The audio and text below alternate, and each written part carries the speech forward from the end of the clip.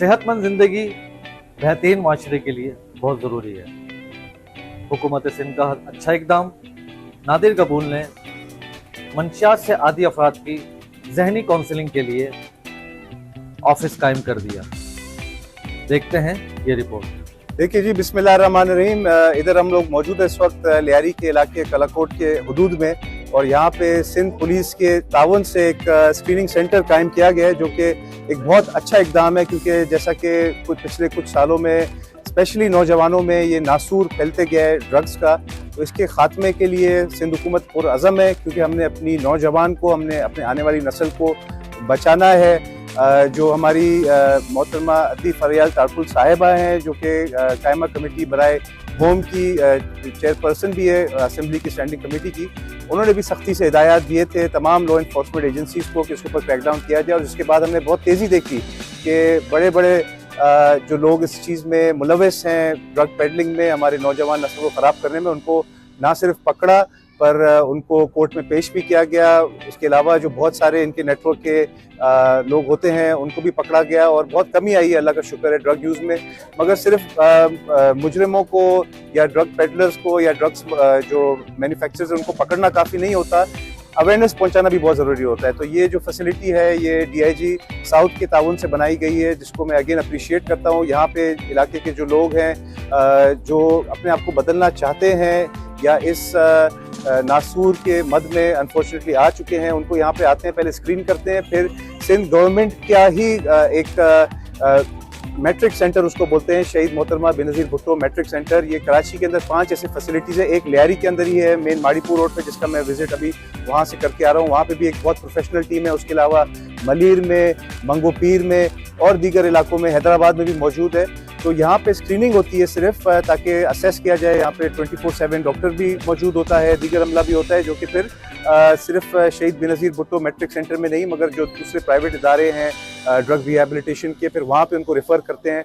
हमारा focus 1 point agenda है कि हमने अपने माशरे को, अपने यूथ को, अपनी बच्चे और बच्चियों को ड्रग से महफूज रखना है। जो इस नासूर के जद में आ गए हैं अनफॉर्चुनेटली, उनको हमने बचा कर निकालना है। और ये चीज़ ये स्पेशलिस्ट से मैं बात करके एक पैगाम देना चाहता हूँ फैमिली वालों को, कि सबसे जो इम्पोर्टेंट जो हिस्सा होता है बच्चों को ड्रग से बचाने के लिए, वो गवर्नमेंट या पुलिस या दीगर इदारे नहीं होते, वो फैमिली होती है। जब तक आपकी फैमिली आपके साथ खड़ी हुई है, फैमिली चाहती है कि हमारे बच्चे, हमारी बच्चियाँ इस चीज़ से महफूज रहें, तो सबसे इम्पोर्टेंट फर्स्ट स्टेप वही होता है कि आप आइडेंटिफाई करें कि जो आपके बच्चे या बच्चियाँ हैं, अगर फॉर एग्जांपल इस नासूर का शिकार हो गए हैं, तो आपने आइडेंटिफाई करना है और उनको लाना है जो गवर्नमेंट की फैसिलिटीज़ हैं वहाँ तक, और उनको इस तमाम प्रोसेस में उनको सपोर्ट करना है। क्योंकि ये बहुत मुश्किल होता है, जो पेशेंट होता है, जो अफेक्टी होता है, जो ड्रग यूज़र होता है, उसके लिए बड़ा मुश्किल होता है बचना अकेले। फैमिली सपोर्ट जब होती है तो फिर वो बच भी सकते हैं, और फिर माशरे का एक पॉजिटिव फिर जो है पार्टिसिपेंट बन भी सकते हैं, अपने फ्यूचर को भी बचा सकते हैं, मुल्क और कौम की भी खिदमत कर सकते हैं। यहाँ पे भी कुछ बच्चे ऐसे मौजूद थे जिनकी उम्र 25 साल, 18 साल, 17 साल है। अनफॉर्चुनेटली किसी न किसी वजह से वो ड्रग्स में पड़ गए, और इंस्टेड के उनके जो लवाहिकीन है, जो फैमिली मेम्बर्स हैं, उनको सपोर्ट करें, वो उनको उल्टा और ज़्यादा स्टिग्मेटाइज कर रहे थे, या आप समझिए घर से निकालने की बात है, या इस तरह की अनफॉर्चुनेट बातें कर रहे थे। ऐसा नहीं करना चाहिए। आपने घर से नहीं निकालना, आपने उनको एलिनेट नहीं करना, आपने उनकी सपोर्ट करनी है। और जो शहीद मोहतरमा बेनज़ीर भुट्टो मैट्रिक सेंटर है ANF के जो मदद से बनाई गई है, वहाँ पे लाएँ। दीगर यहाँ पे बहुत सारे प्राइवेट फैसिलिटीज़ हैं, वहाँ पे रेफ़र करें। और इंशाल्लाह विदिन अ फ्यू ईयर्स मुझे पूरी उम्मीद है कि हमारा माशरा सिर्फ कराची नहीं, सिर्फ सिंध नहीं, बल्कि पूरा पाकिस्तान ड्रग फ्री बना के देंगे हम इंशाल्लाह। देखिए, अभी चंद महीने पहले ही एक मशहूर जो पिंकी केस है वो भी सामने आया। तो पिंकी तो एक सिर्फ कड़ी थी जंजीर की, ऐसे बहुत सारे चेन के अंदर इस तरह के लोग मौजूद हैं, पर हमने उस चीज़ पे फोकस नहीं करना है। हमारा फोकस होना ये चाहिए कि हमने अवेयरनेस फैलानी है, क्योंकि सबसे इंपॉर्टेंट चीज़ अवेयरनेस होती है। माशरे के अंदर जब अवेयरनेस होगी तो जो हमारे बच्चे हैं, स्पेशली नौजवान, हम लोग स्कूलों तक, गवर्नमेंट जो है वो स्कूलों तक जा रही है, यंग बच्चों को, टीनेजर्स को समझा रही है कि अपने फ्यूचर को ज़ाया ना करें और ड्रग्स से दूर रहें। पेरेंट्स की अवेयरनेस हम कर रहे हैं, और एट द सेम टाइम जो ये सप्लाई चेन है इसको ख़त्म करने के लिए जो हमारे लॉ इन्फोर्समेंट एजेंसीज़ हैं, ANF है, पुलिस वाले हैं, दीगर जो इदारे हैं, वो अल्हम्दुलिल्लाह बहुत प्रोफेशनली काम कर रहे हैं।